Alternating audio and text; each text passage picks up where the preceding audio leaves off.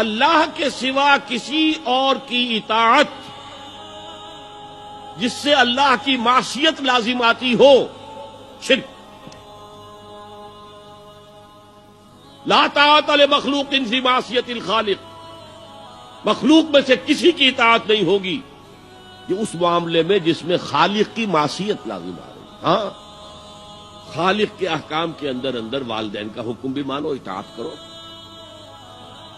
اساتذہ کا حکم مانو، کسی اور کو اپنا لیڈر مانا ہے اس کا حکم مانو، لیکن ناٹ بیونڈ وہ جو سرکل ہے کتاب و سنت کا، اس سے باہر نہیں۔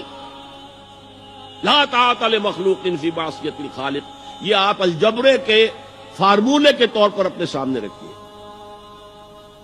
اب اسے اپلائی کیجئے، جیسے فارمولوں کے ذریعے سے پھر بڑے بڑے وہ سم جو ہے وہ حل کیے جاتے تھے سوالات۔ صبح کا وقت ہے، آنکھ بھی کھلی ہے، کوئی اذان کی آواز بھی کان میں آئی ہے، آپ کا نفس کہتا ہے ابھی سو جی۔ آپ نے اپنی چادر یا کمبل کو درست کیا اور کروٹ لیا، سو گئے۔ یہ کیا ہے؟ آپ نے کس کا حکم پیچھے پھینکا اور کس کا حکم مانا؟ اللہ کے حکم کو پیچھے پھینک دیا، نفس کے حکم کو آگے رکھا۔ یہ شرک، اس شرک کو جاننے والے بہت کم ہیں۔ مولانا روم نے خوب کہا تھا، نفس ما ہم کم ترس فرعون نیست لیکن اورعون ایراعون نیست۔ میرا نفس بھی فرعون سے کم نہیں ہے۔ فرعون نے کہا تھا نا الیس لی ملک مصر وہذہ الانہار تجری من تحتی، کیا اس ملک کے مصر کی حکومت میری نہیں ہے؟ اور سارا جو یہ آپ پاشی کا نظام ہے، انہار کا نظام ہے، وہ میرے کنٹرول میں نہیں ہے؟ جس کا چاہوں موگا کھلا رکھوں، جس کا چاہوں بند کر دوں۔ یہ تھا خدائی کا دعویٰ، انا ربکم الاعلی۔ تو مولانا روم کہتے ہیں میرا نفس بھی اس سے کمتر نہیں ہے۔ وہ کہتا یہ جسم میرا ہے، اس پر میرا حکم چلے گا، میں نہیں جانتا کون اللہ کون رسول، کیا حرام کیا حلال۔ تو فرعون سے کم تو نہیں ہے میرا نفس، لیکن اورعون اس کی بہت مدد تھی، فوج تھی، لاؤ لشکر تھا، تو اس نے زبان سے بھی کہہ دیا کھل کر انا ربکم الاعلی۔ میں مسکین ہوں، غریب ہوں، میرے پاس کوئی طاقت نہیں ہے، میں زبان سے تو کچھ نہیں کہہ سکتا، اندر سے میرا نفس یہی کہتا۔ یہ نفس کی حکومت قرآن کہتا ہے، میں حیران ہوتا ہوں۔ دو جگہ یہ مضمون آیا ہے، ارأیت من اتخذ الہہ ہواہ افانت تکون علیہ وکیلا۔ اے نبی تم نے دیکھا اس شخص کو، اس کے حال پر غور کیا جس نے اپنی خواہش نفس کو اپنا الہ بنا لیا ہے۔ اللہ اکبر،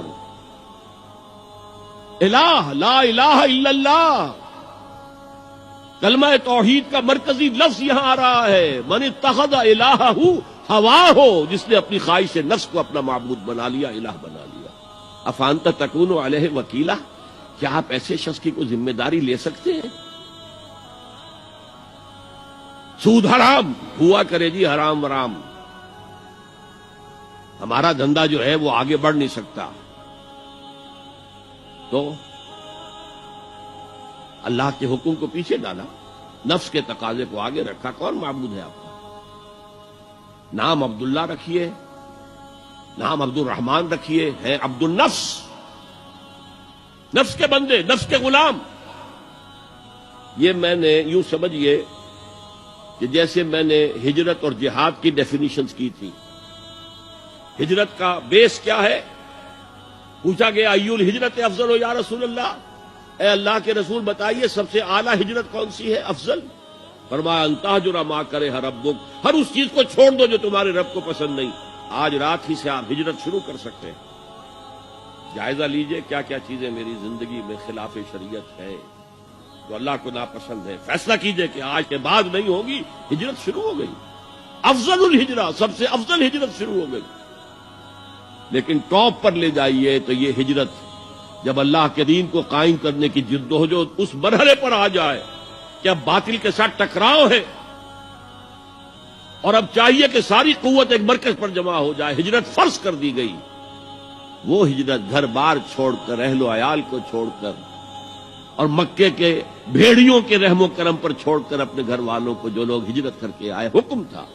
ہجرت مدینہ فرض تھی، ہجرت حبشہ فرض نہیں تھی، صرف اجازت تھی کہ جن سے سختیاں نہیں جھیلی جا رہی مزید وہ چلے جائیں۔ تو ہجرت کا یہ ابتدائی نقطہ، انتہا یہ جہاد، المجاہد من جاہد نفسہ، جہاد تو یہاں سے شروع ہو گیا، اپنے نفس کے خلاف جہاد کرنا۔ صبح نفس نے کہا ابھی سو جاؤ، آپ نے نفس کی بات کو رد کیا، اپنا کمبل اٹھا کے پھینکا، اٹھے، وضو کیا، نماز کے لیے آپ مسجد چل دیے، آپ نے جہاد کیا نفس کے خلاف۔ یہ افضل الجہاد ہے۔